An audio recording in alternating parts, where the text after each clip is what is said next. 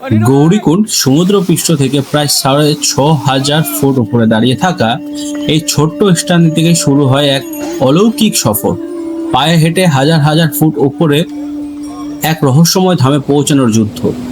আজ কোনো গাড়ি নেই, কোনো শর্টকাট নেই, শুধু আমি, আমার পায়ের চাপ আর পাহাড়ের নীরবতা। চলুন শুরু করা যাক।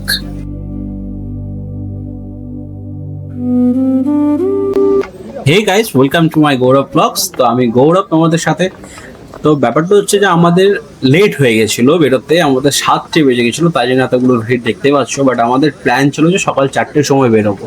আর সকাল 4টের সময় বেরোবো না কারণ আছে, অনেক কিছুই কারণ আছে। বাট আমরা টায়ার্ড হয়ে গেছিলাম গাড়িতে জার্নি করে। দেন আমরা ওখানটায় একটু রেস্ট করতে করতে আমাদের ঘুমটা এতটাই হয়ে গেছিলো আর যে আমরা লেট করে ফেলেছিলাম বেরোতে। আমরা জার্নি করতে স্টার্ট করেছি আজকে ডে 4, যেখানে আমরা যাচ্ছি কেদারনাথে। এসে পয়দল যাত্রা বেরিয়ে গেছি আমরা। এখানে সবাই টিপ রেখে দাঁড়িয়েছে, বাট আমি খাবো না কিছু। তো দেখা যাক। এখন পর্যন্ত 1 কিলোমিটার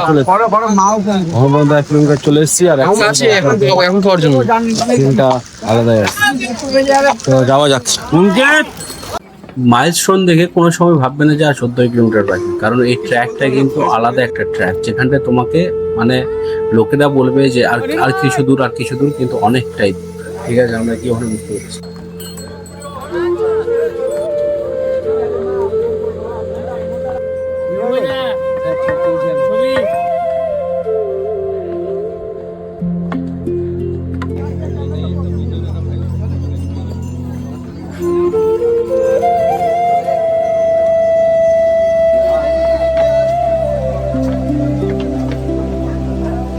এখন বাজে 9:33 সকাল।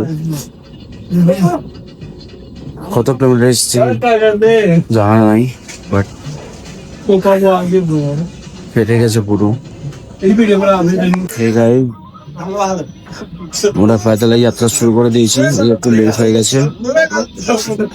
আর জানি না কত কিলোমিটার এসেছি, তো একটু ওখানে বসেছি সবাই খাবে বলে। আর আমার খাবার কোনো ইচ্ছে নেই এখন। ভালো লাগে।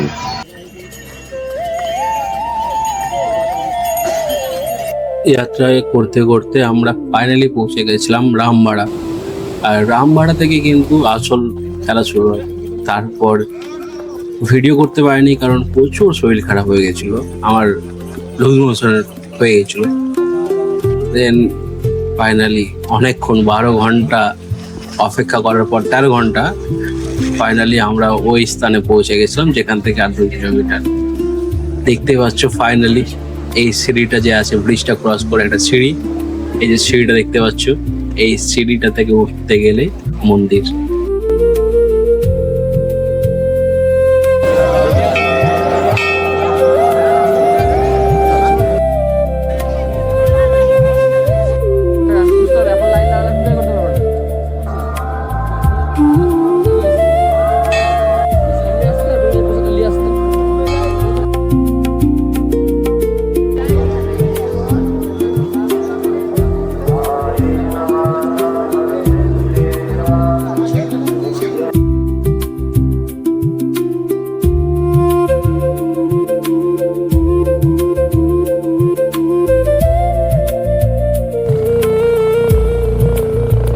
তো আমরা সকাল বাজে এখন 5টা না 5:30।